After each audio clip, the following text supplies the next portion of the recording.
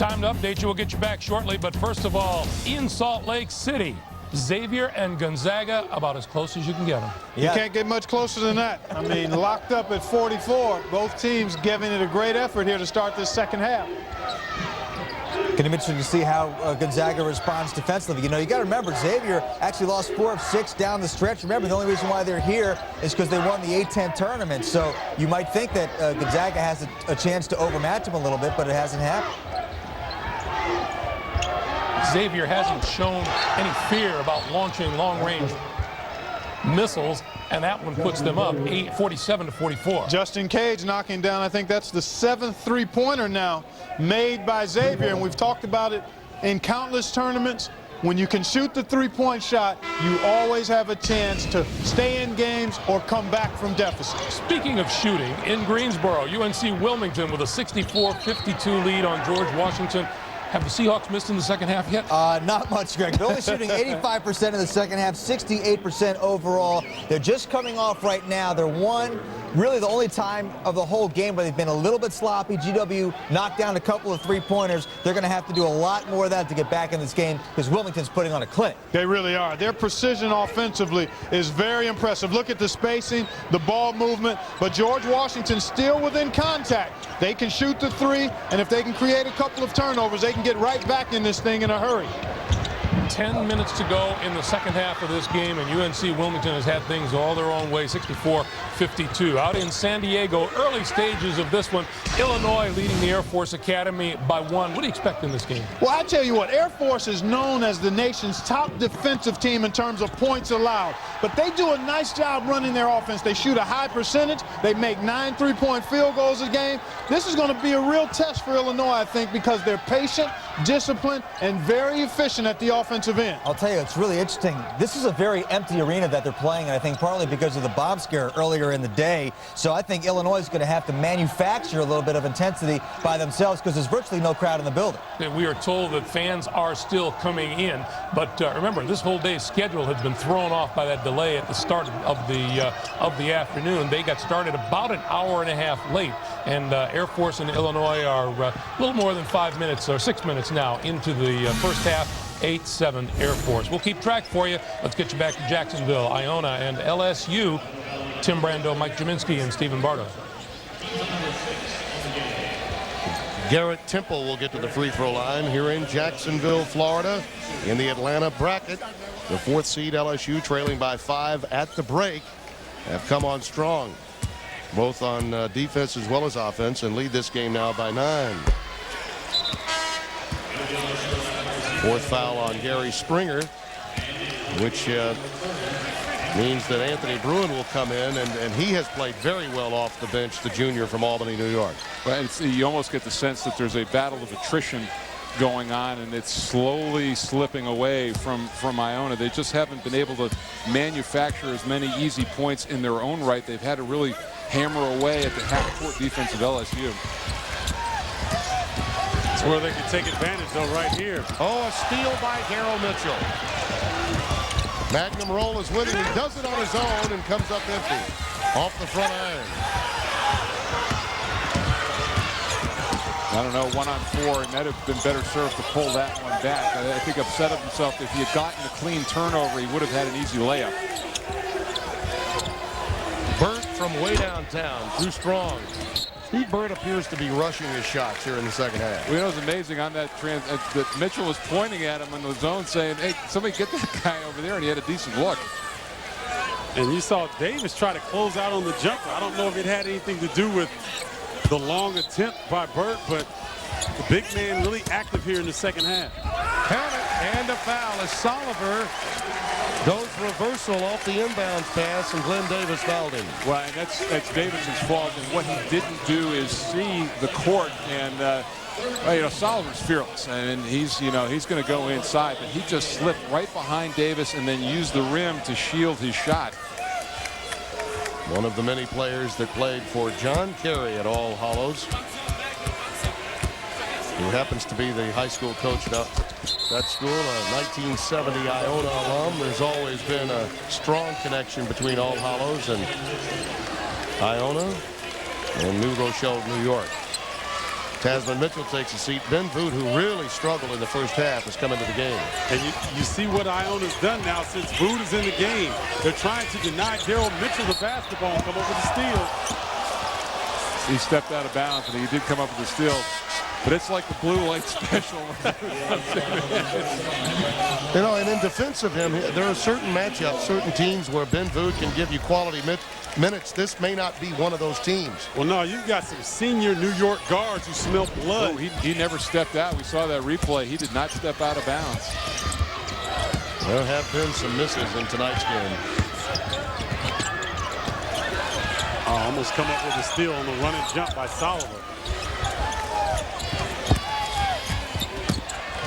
Darnell Lazar back on the floor, gives it up to Davis. Oh, he's talented.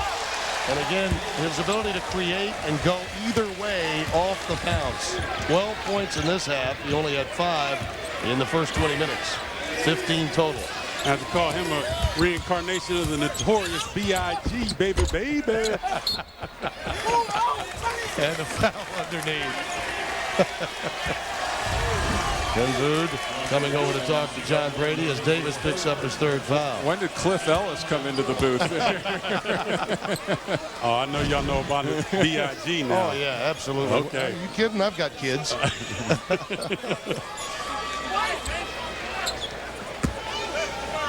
Bruin at the free throw line.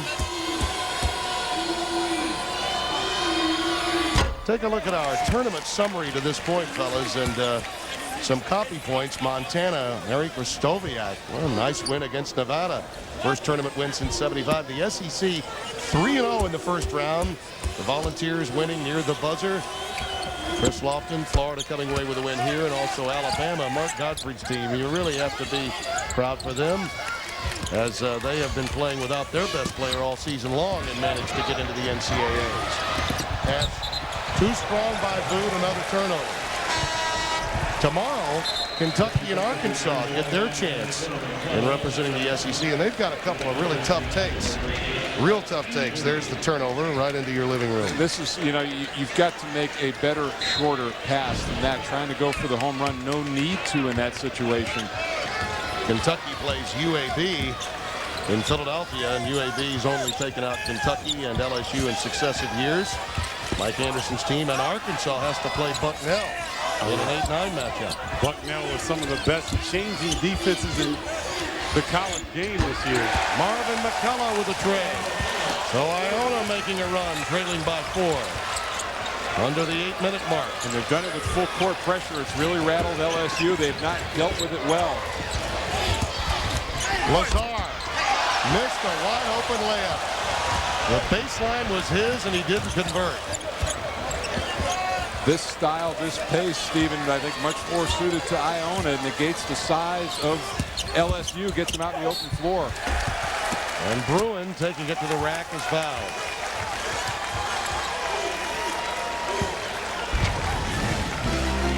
Timeout. Iona off the entry, and Burt knows what to do with it. We'll be back. As you look at our game summary, Burt does have 21.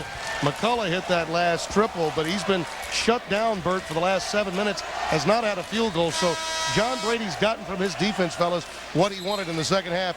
But what about the emergence of Davis and responding to this run that Iona's putting on? Right, and you know, Glen Davis, they did a nice job. He's done most of his scoring here in the second half, only 5 points in the first 20 minutes, and really has responded to the challenge I'm sure he got at the halftime. But Iona has been able to claw back in this game with their full court pressure, Stephen. And Marvin McCullough has really been the spearhead of that pressure and got that triple to go, and he's really been a pesky presence in the defensive backcourt for LSU. Stephen, from a defensive standpoint, when you've got 3 guards that are all lefty, do you as a defender on the perimeter have to make an adjustment? Oh, there's no question about it, because as Mike talked about earlier this evening, you want to make the player go to something else. You don't want to let them go to their strength. And if you're used to having to sit on someone's left hand and force them right, that's a little unorthodox. And many more left-handers are ambidextrous than right-handers. Oh, nice pass. Mitchell gets it from Tyrus Thomas. Well, the Tigers handled the pressure well that time. And they were able to break it so easily because they passed the ball up the court. Although that last one was a little dicey. I don't know if John Brady likes a big throwing a lob to a guard on the run. But maybe something a little more conventional he would have felt better with. But Daryl Mitchell good enough to go up and get it. Burt, a leaner. Bruin keeping it alive. Oh, there he is. Has he been something off the bench? Well, I think you look at it, and, you know, they thought they were in trouble when Springer got his 4th foul, but he has really given them a lift. Oh, Davis made such a great pass, and Mitchell feeds Thomas. Glen Davis, sleight of hand, getting it into Daryl Mitchell's.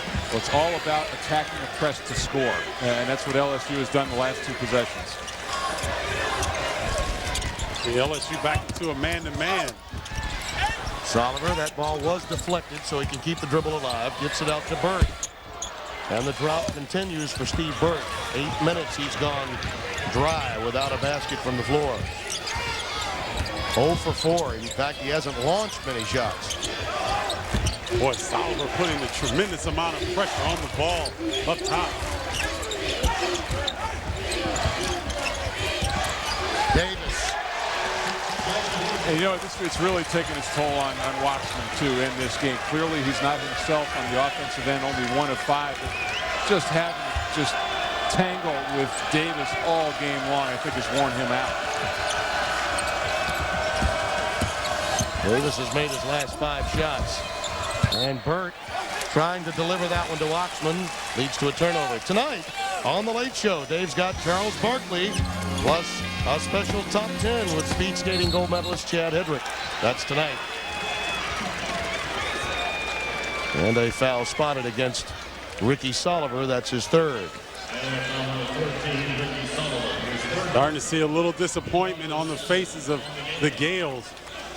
Burt and Waxman really been jawing at each other here last 30 seconds or so. And Burt a little frustrated, trying to get to the hole and had nothing there, and tried to drop it off to Waxman, but just penetrated a little too deep. Yeah, I think of Charles Barkley, Mike, being on the Letterman show and how engaging he is as a young player, not only because of his style of play, Glen Davis, but also his personality. He really reminds you of a young Charles Barkley.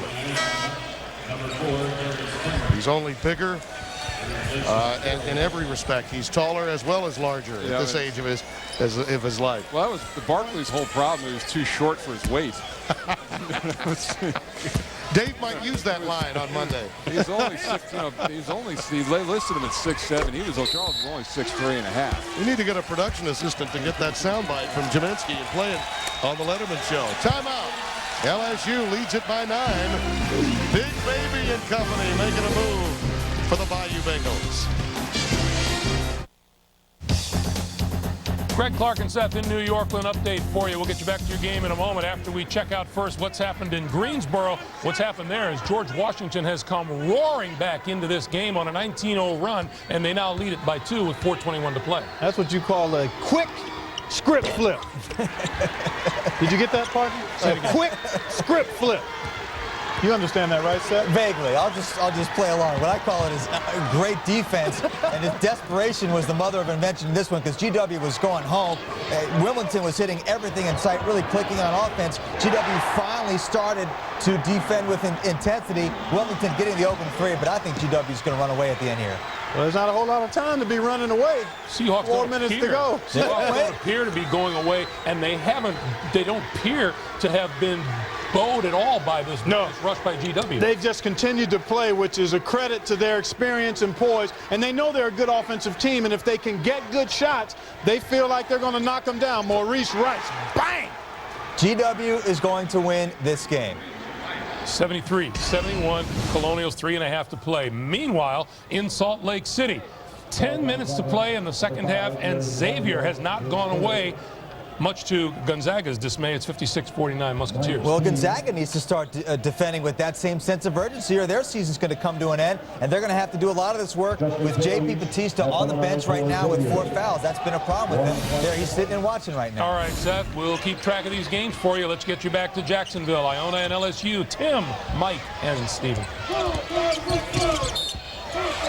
Foul against Soliver, trying to check Tasman Mitchell. You see the story in turnovers early on. Ricky Sullivan now has 4 with 4:45 remaining. And those slumped shoulders, you made mention of it a moment ago, Stephen, and we're seeing more of it right now from the Iona Gales. When you're in a situation like this in the NCAA tournament, you've got to be very careful of your posture because the other team can sense that, and they'll take advantage.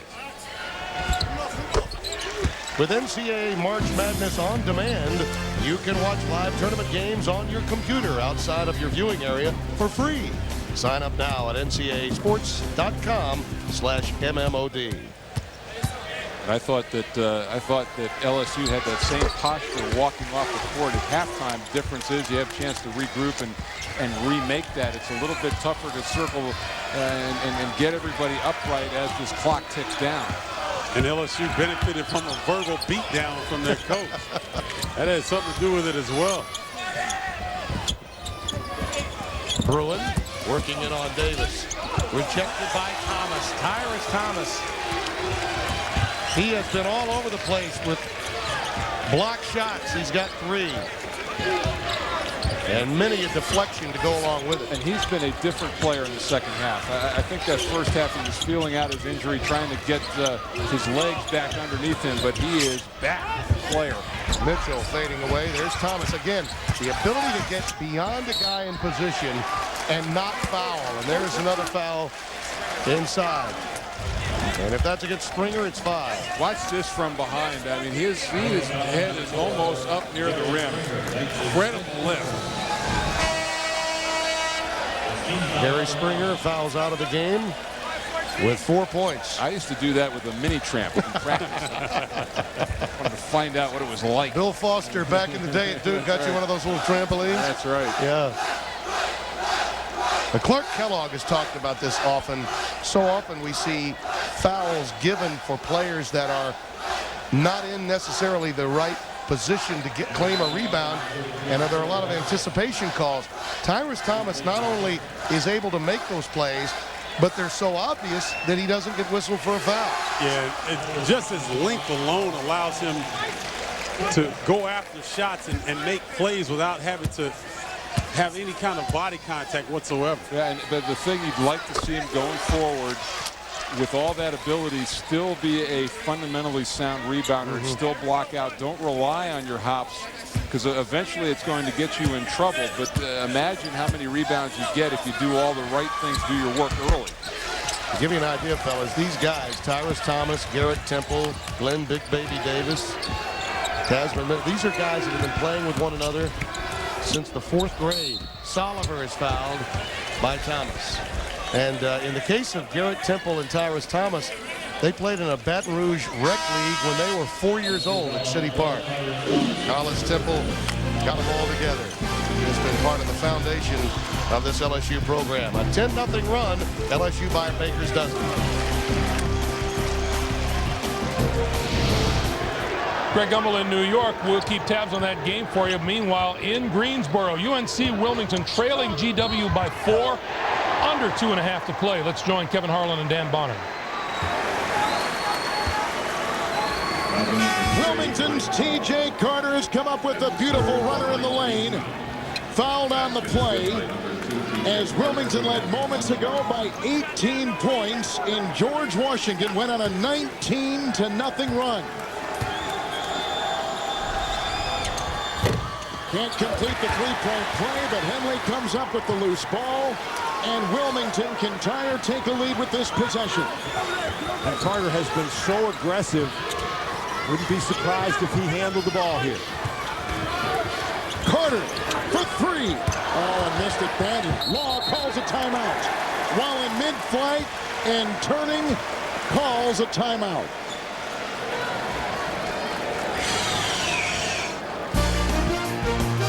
Smart play, but we've seen a lot of plays like this afternoon and tonight in Greensboro. There's a reset, the turnover story, or the timeout story rather, and the fouls.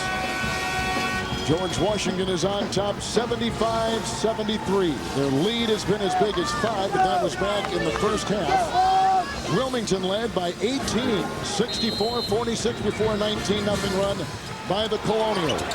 Here's a three by Goldsberry. Right down the middle. And Wilmington has recaptured the lead. Boy, how do you leave Goldsberry alone on that inbounds play? That's his fourth three-point hit tonight. Williams, Mensah-Bonsu, and There's a foul. Henley fouled it. right across the face. And Mensah-Bonsu crashes into the photographers there on the baseline. I think he hit his head. Henley picked up his fifth foul, and he is gone for Wilmington. This actually was a very poorly thrown lob pass. That ball was going out of bounds. Henley did not need to foul him. And Henley goes out of the game. But his 10 points came in the second half. And he made one really big three here to help blunt the George Washington run. We were tied at halftime at 36. Wilmington has shot close to 70%. Right now, it's 64%. And Goldsberry, who has made so many big plays. Watch him just step in bounds, take the ball, and knock it down. You know, coaches tell you over and over again, on an inbounds play, you have to watch the guy throwing the ball in. Well, all Goldsberry did was throw it in, step in bounds, nailed the three. Mensah-Bonsu, 54% from the free throw line. 2 of 2 tonight.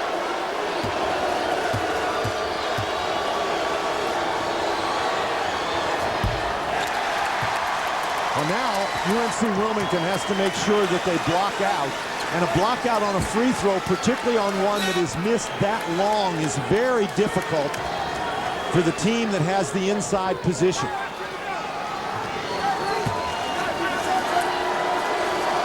On a make, of course, George Washington can set their pressure. Short, barely hit the rim. In a game that has contained 8 ties and 15 lead changes. And here GW with some half-court pressure, and that is the last timeout for Wilmington. With 1:39 to play.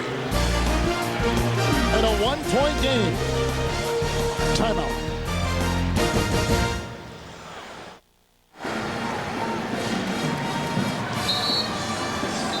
Wilmington making their 4th NCAA appearance in the last 7 years. The Colonials were in it last year, losing in the first round to Georgia Tech.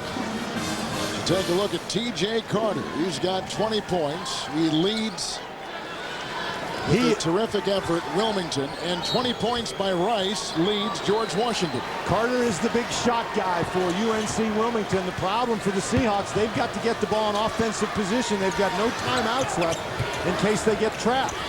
The shot clock is down to 16. Taylor Lay is in the game. Now GW matches up in the man-to-man. Carter to extend the lead. And a rebound by Omar Williams, and now GW down by 1 and 1:10 to play. Will set up their half-court offense. That was good defense. Carter has made a couple of those shots tonight, but that was a tough shot under heavy pressure. 1 minute. Elliott for the lead. Tipped in. Mike Hall inside for George Washington. Mike Hall is a tremendous offensive rebounder. We haven't called his name very often tonight, but that was a big play.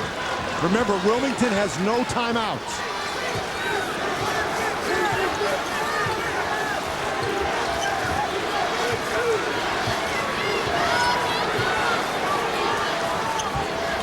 Carter's the guy who took the last shot.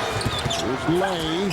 That's tipped out of bounds by Hall. And look at the shot clock. It's down to 10 seconds with 29.5 to play in regulation. And now you've got a sideline out of bounds play. And what Brad Brownell is telling them to do is run one of their sideline out of bounds plays to try to get a shot.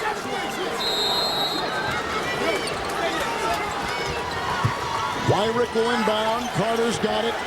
And defended by Hall. A three. Oh, right between the eyes. What a shot. Wilmington is on top by 2 on a spectacular three-point shot.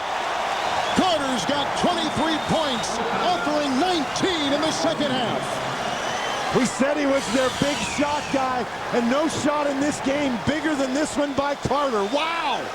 20 seconds to play, in Wilmington trying to pull the upset.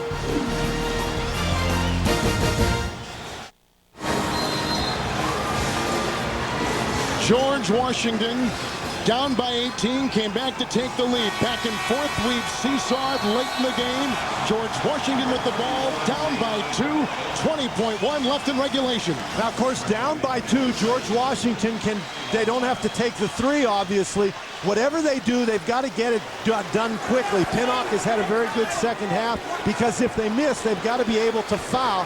Look for Elliott to try to create something, taking the ball to the basket. Rice, a very dangerous three-point shooter. Pinnock and Hall, very effective on the inside. Now, on a miss, Wilmington's got to make sure they block out. The last GW score was a Mike Hall tip-in.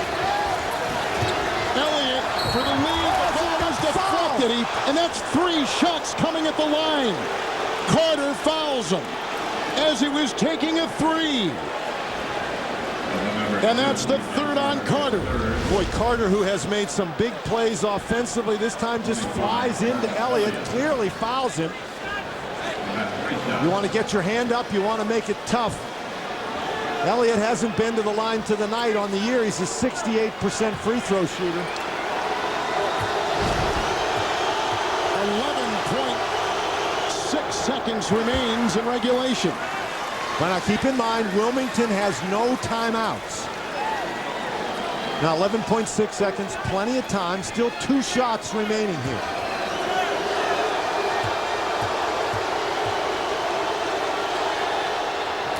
Boy, nothing but net on the first 2 now. What UNC Wilmington has to make sure they do is block out. If he happens to miss with this one, you don't want George Washington to get the rebound.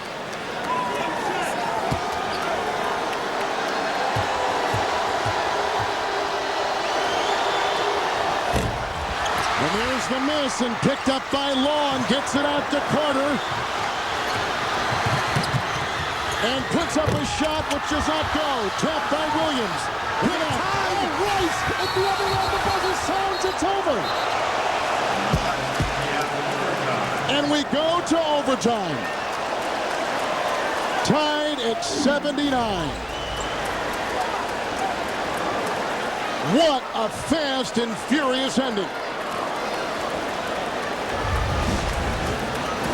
You see the clock down in the bottom of your screen. That is a tough shot by Carter. He had enough time. A great tip out by Williams, and they very nearly made this play. Right there, Rice catches the ball, but what a great job to tip the ball out. And how fast did GW get that ball down the court?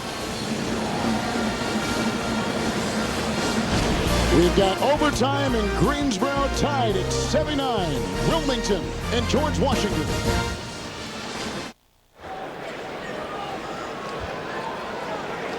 Regulation is over. Overtime is upon us. Tied at 79. But the second half will be talked about for a long time. Leading by 18, Wilmington was cruising. Then turnover after turnover, and the fast and furious comeback on a 19-0 George Washington run. They tied it. They took the lead. But in the end, we're tied, and we go to overtime. This is our second overtime game today in the first round. Of course, that's what everybody's looking for as spectators. Now, the coaches don't like this, but the spectators, fans, everybody's looking for these overtime games. It's part of the excitement of this tournament. Elliott is out there with Williams and Pinnock, Hall. Elliott with it right now. Rice is at the point. That's the 5 for GW. And George Washington had great success in the second half, taking the ball inside, either with the pass or with the dribble. Pinnock for 2. Rebounded inside. And picked up by Gurkovich. Out with Goldsberry. Along with Law. Carter had a big-time three-point shot and wire. At the 5 for Wilmington, starting overtime.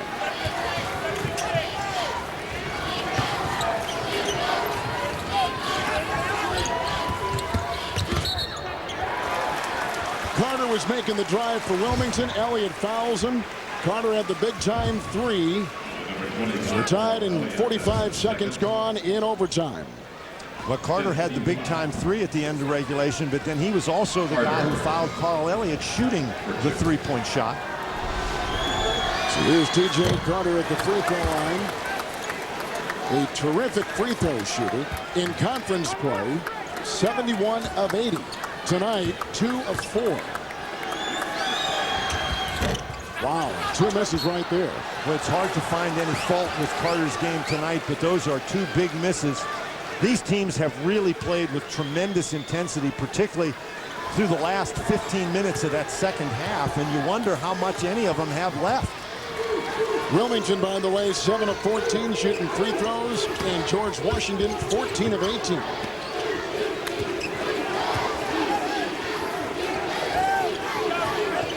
Eighth seed George Washington coming from 18 down to tie Wilmington, eventually take a lead. Then Wilmington came back to tie, and we're in overtime right now. There's a travel and pin-out for the Colonials. Well, that was a very interesting play. One of the reasons that Mike Hall was able to get that rebound is the shot was going up in the air. Beckham Wyrick was standing underneath the basket. Instead of blocking out, signaling the referee that it was a charge. So Wyrick was reffing out there rather than rebounding. And break for George Washington, or break for UNC Wilmington, that Pinnock got called for the foul. You know, we already got 3 referees. Wyrick doesn't really need the help. Absolutely. Bensabansu will check back in. Williams will check out. They've got so many players on George Washington about the same size. Truly interchangeable parts. Well, they're 6'8", 6'9", Right. 6'8", 6'7". You know, the backcourt, Elliott, the point guard, is 6'4", weighs 220 pounds.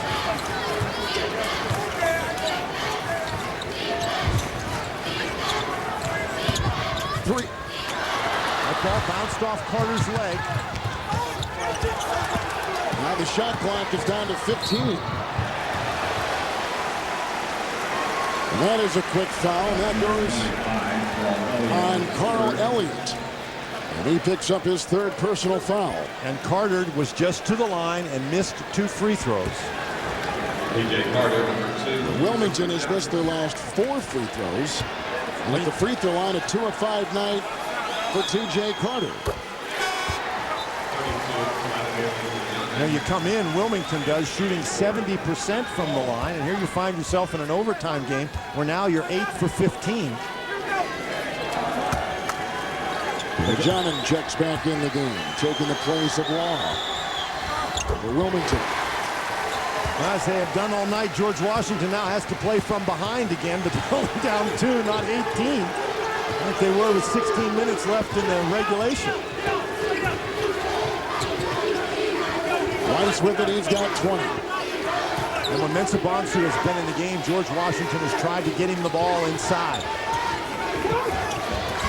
White right here, up against Guljanin, and exploits him for his 10th point.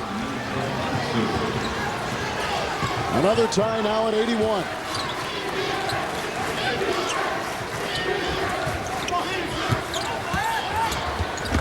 Goldsberry into Wyrick, and fouled as he was taking it off the baseline. And once again, Goldsberry, who has done this all night long, what a great job. Gets by Pops Mensah-Bonsu, doesn't force the shot, draws the defense and finds Wyrick. And Wyrick, only a 65% free throw shooter. 0 of 1 tonight. When you get the ball that close to the basket in a game like this, you really want one of your powerful inside guys to be able to score. You know, you'd like to be going to the line there for an and 1.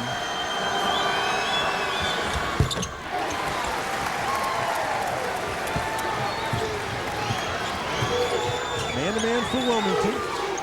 And again, George Washington has been able to exploit this defense and get the ball inside, both with the pass and with the dribble. Mensah-Bonsu inside with the miss and picked up by Gurkovich. Now Goldsberry with a 1-point lead and 2:20 in the overtime clock. Well, the game that in the middle of the second half was such a frantic up and down pace has now become a very tight, tense half-court possession game. Wyrick for 3. Oh!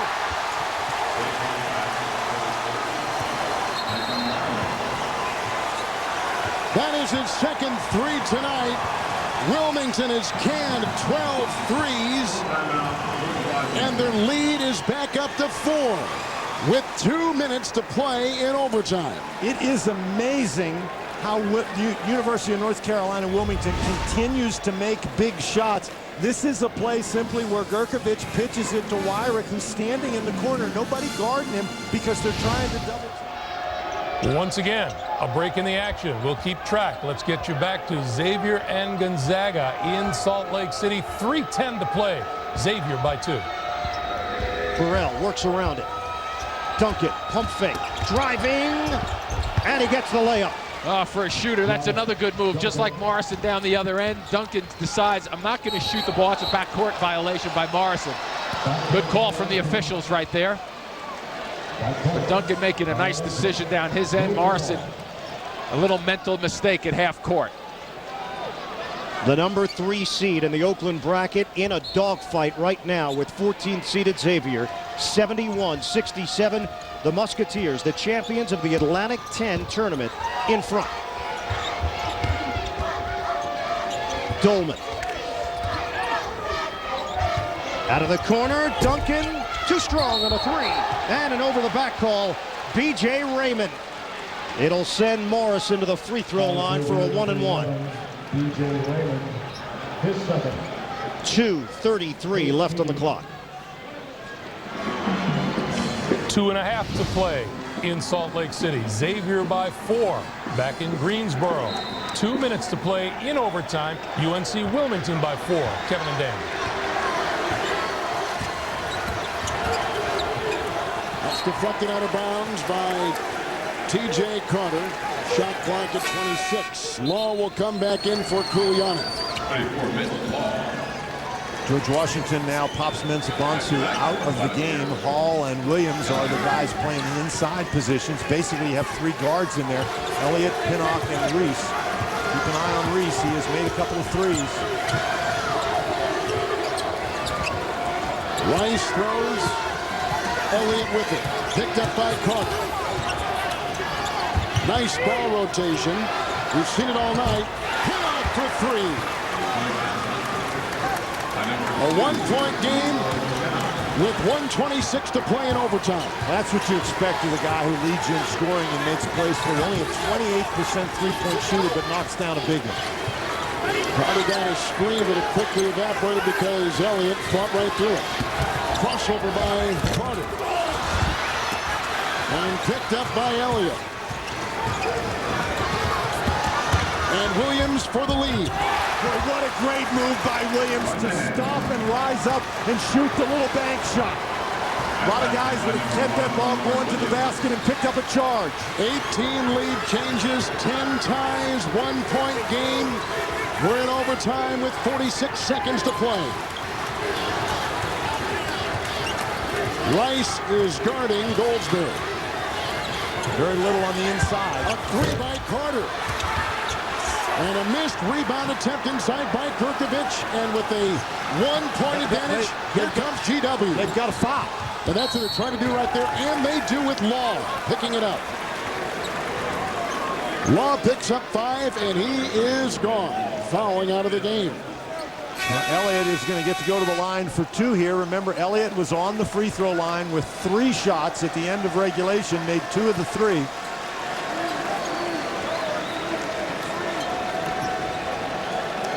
Well, there are so many players you could pick for the Chevy MVP.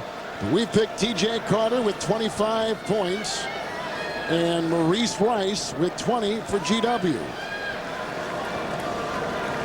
We could probably pick about 3 others on either side. Well, you have had guy after guy on each team continue to make plays, and now Elliott gets to go to the free throw line. Even if Elliott makes them both, it's only a 3-point lead. And Wilmington they've been so effective shooting the 3 today. And of course, 25.8 seconds is not a world of time, but it's enough time that UNC Wilmington can get the ball down the court and go for the quick 2. They don't have to score the 3 at this point. Of course, it all hinges on Elliott and whether he makes both of these free throws. About a minute ago, with 1:30 to play in overtime, George Washington trailed 85-81. Now they lead at 87-85.